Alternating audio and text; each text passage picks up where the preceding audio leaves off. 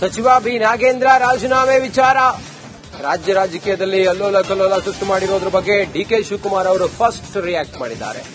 ನಮ್ಮ ಪಕ್ಷದಲ್ಲಿರೋರು ಶಿಸ್ತಿನ ಸಿಪಾಯಿಗಳು, ಅಶಿಸ್ತನ್ನ ತೋರೋರಲ್ಲ.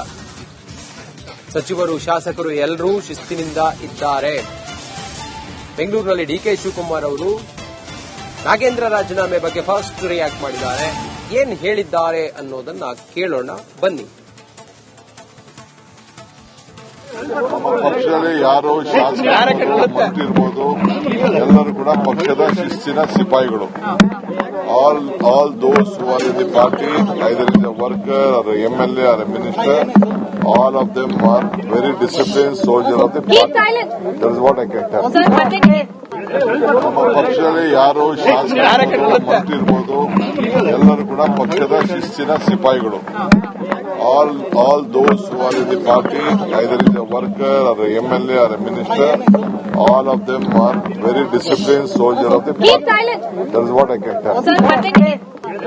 ನಮ್ಮ ಪಕ್ಷದಲ್ಲಿ ಯಾರು ಶಾಸಕರು ಪಕ್ಷದಲ್ಲಿರುವವರು ಶಿಸ್ತಿನ ಸಿಪಾಯಿಗಳು, ಯಾರೂ ಕೂಡ ಅಶಿಸ್ತನ್ನ ತೋರೋರಲ್ಲ, ಯಾವುದೇ ಗೊಂದಲ ಇಲ್ಲ.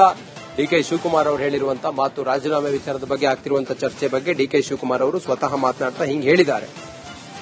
ಬಹುಶಃ ಇದು ಮುಂದೆ ಏನೇನಾಗಬಹುದು ಅನ್ನೋದು ಇವತ್ತು ಸಂಜೆ ಒಳಗಡೆ ಒಂದು ಕ್ಲಾರಿಟಿ ಸಿಗೋ ಸಾಧ್ಯತೆ ಇದೆ. ಹನುಮಂತು ಇದ್ದಾರೆ ನೇರ ಸಂಪರ್ಕದಲ್ಲಿ. ಹನುಮಂತು, ಒಂದು ಇತ್ತ ನಾಗೇಂದ್ರ ಅವರು ಡಿಕೆ ಶಿವಕುಮಾರ್ ಅವರಿಗೆ ಕರೆ ಮಾಡಿದ್ದಾರೆ ಅನ್ನೋ ಒಂದು ವಿಚಾರ.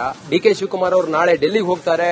ಬಹುಶಃ ಇದೊಂದು ತಾರ್ಕಿಕ ಅಂತ್ಯ ಕಾಣುತ್ತೆ. ಬಿಜೆಪಿ ಅವರು ಏನೇ ಪರಚ್ಕೊಂಡ್ರು ನಾವು ಬಹಳ ಕ್ಲಾರಿಟಿಯಿಂದ ರಾಜೀನಾಮೆ ಪಡ್ಕೋತೀವಿ ಅನ್ನುವಂತ ಎಲ್ಲ ಚರ್ಚೆ. ಇದ್ರ ನಡುವೆ ಏನಿದೆ ರಾಜಕೀಯ ಬೆಳವಣಿಗೆ?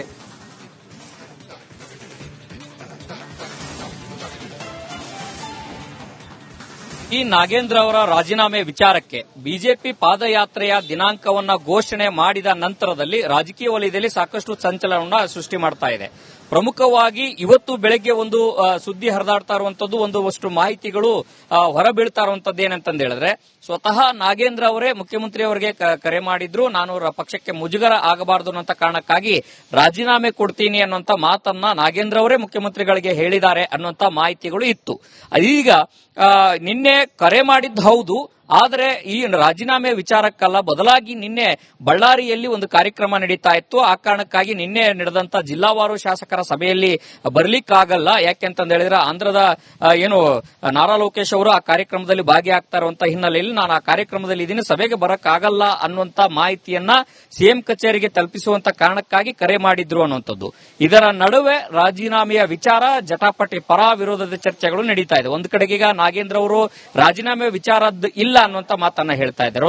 ಮತ್ತೊಂದು ಕಡೆಗೆ ಮುಖ್ಯಮಂತ್ರಿ ಡಿಕೆ ಶಿವಕುಮಾರ್ ಅವರು ನಮ್ಮ ಪಕ್ಷದ ಶಿಸ್ತಿನ ಸಿಪಾಯಿಗಳು, ಎಲ್ಲರೂ ಕೂಡ ಶಿಸ್ತಿನಿಂದ ಇರ್ತಾರೆ ಅನ್ನುವಂಥದ್ದು ಹೇಳೋದ್ರ ಮೂಲಕ ಯಾವುದೇ ರೀತಿಯ ಸ್ಪಷ್ಟತೆ ಕೊಡುವಂತ ಕೆಲಸವನ್ನು ಕೂಡ ಮಾಡಲಿಲ್ಲ. ಒಂದು ರೀತಿ ಅಡ್ಡಗೋಡೆ ಮೇಲೆ ದೀಪ ಇಟ್ಟಂತೆ ಮುಖ್ಯಮಂತ್ರಿಗಳು ಕೂಡ ಈಗ ಮಾತನಾಡಿರುವಂತದ್ದು. ಒಂದಂತೂ ಸತ್ಯ, ರಾಜ್ಯ ರಾಜಕೀಯದಲ್ಲಿ ಒಂದಷ್ಟು ರಾಜಕೀಯ ಒತ್ತಡಗಳು ಜೋರಾಗಿ ನಡೀತಾ ಇರುವಂತದ್ದು. ಯಾಕೆ ಅಂತಂದು ಹೇಳಿದ್ರೆ, ಮುಂಗಾರು ಅಧಿವೇಶನ ನಡೀತು, ಒಂದು ದಿನವೂ ಕೂಡ ಕಲಾಪ ನಡೀಲಿಕ್ಕೆ ಆಗ್ಲಿಲ್ಲ. ಕಾರಣ ಏನಂತಂದು ಹೇಳಿದ್ರೆ, ಈ ಹಿಂದೆ ಸಿದ್ದರಾಮಯ್ಯನವರು ಮುಖ್ಯಮಂತ್ರಿ ಆದಂತಹ ಸಂದರ್ಭದಲ್ಲಿ ಮಹರ್ಷಿ ವಾಲ್ಮೀಕಿ ಅಭಿವೃದ್ಧಿ ನಿಗಮದಲ್ಲಿ ಆಗಿರುವಂತಹ ಅಕ್ರಮ ಹಣ ವರ್ಗಾವಣೆ ಏನಿದೆ, ಈ ಒಂದು ವರ್ಗಾವಣೆಯ ವಿಚಾರಕ್ಕೆ ಸ್ವತಃ ಸದನದಲ್ಲಿ ಸಿದ್ದರಾಮಯ್ಯನವರು ಹೌದು, ಹಣ ವರ್ಗಾವಣೆ ಆಗಿದ್ದು ಹೌದು ಅನ್ನುವಂತ ಒಪ್ಪಿಕೊಂಡಿದ್ರು. ಅದೇ ಬಹುದೊಡ್ಡ ಅಸ್ತ್ರವಾಗಿ ಪ್ರತಿಪಕ್ಷಗಳು ಕೂಡ ಪ್ರಸ್ತಾಪ ಮಾಡಿತ್ತು. ಮತ್ತೆ ಸದನದಲ್ಲೂ ಕೂಡ ಹೋರಾಟವನ್ನು ನಡೆಸಲಿಕ್ಕೆ ಮುಂದಾಗಿತ್ತು. ಅಹೋರಾತ್ರಿ ಧರಣಿಯನ್ನು ಕೂಡ ನಡೆಸಲಿಕ್ಕೆ ಎಲ್ಲ ರೀತಿಯ ಸಿದ್ಧತೆಗಳನ್ನು ಕೂಡ ಮಾಡಿಕೊಂಡಿತ್ತು.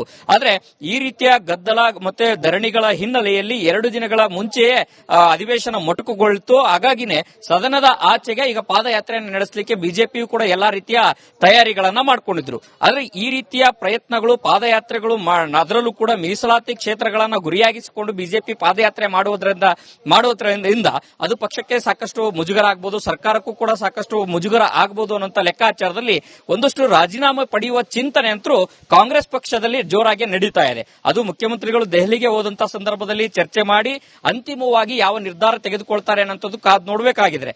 ಆದ್ರೆ ನಾಗೇಂದ್ರ ಅವರ ರಾಜೀನಾಮೆಯ ವಿಚಾರದಲ್ಲಿ ಪರ ವಿರೋಧದ ಚರ್ಚೆಗಳ ನಡುವೆ ಹೈಕಮಾಂಡ್ ನಿಲುವು ಏನು ಅನ್ನುವಂಥದ್ದು ಬಹಳ ಸ್ಪಷ್ಟವಾಗಿ ಒಂದಷ್ಟು ಕುತೂಹಲಕಾರಿಯಾಗಿದೆ. ಯಾಕೆಂತಂದು ಹೇಳಿದ್ರೆ, ಈಗಾಗಲೇ ರಾಜೀನಾಮೆ ಪಡೆದ್ರೆ ಒಂದು ಪಕ್ಷದಲ್ಲಿರುವಂತಹ ಅಸಮಾಧಾನ ಏನಿದೆ, ಒಂದು ಮಹಿಳಾ ಕೋಟಾ ಭರ್ತಿ ಮಾಡುವಂತ ವಿಚಾರ ಆಗಿರಬಹುದು, ಮತ್ತೆ ಹಿರಿಯ ಶಾಸಕರ ಅಸಮಾಧಾನ ಏನಿದೆ ಸಚಿವ ಸ್ಥಾನ ಸಿಕ್ಕಿಲ್ಲ ಅನ್ನುವಂತ ಕಾರಣಕ್ಕಾಗಿ ಅವು ಕೂಡ ಎಲ್ಲವನ್ನೂ ಕೂಡ ಸರಿದೂಗಿಸಬಹುದು ಅನ್ನುವಂತ ಲೆಕ್ಕಾಚಾರದಲ್ಲಿ ಒಂದಷ್ಟು ಚರ್ಚೆಗಳು, ರಾಜಕೀಯ ಪರ ವಿರೋಧದ ಚರ್ಚೆಗಳು, ಲೆಕ್ಕಾಚಾರಗಳು ಎಲ್ಲವೂ ಕೂಡ ನಡೀತಾ ಇರುವಂತದ್ದು. ಅಂತಿಮವಾಗಿ ಮುಖ್ಯಮಂತ್ರಿ ಡಿ.ಕೆ. ಶಿವಕುಮಾರ್ ಅವರು ಹೈಕಮಾಂಡ್ ನಾಯಕರ ಜೊತೆಗೆ, ವರಿಷ್ಠರ ಜೊತೆಗೆ ಈ ಎಲ್ಲಾ ಬೆಳವಣಿಗೆಗಳ ಚರ್ಚೆ ಮಾಡಿ ಹೈಕಮಾಂಡ್ ನಾಯಕರ ಸೂಚನೆ ಏನು, ಅದನ್ನ ಯಾವ ರೀತಿ ಪಾಲನೆ ಮಾಡ್ತಾರೆ ಅನ್ನೋದು ಕೂಡ ಒಂದಷ್ಟು ಕುತೂಹಲಕಾರಿಯಾಗಿ ಉಳಿದಿದೆ.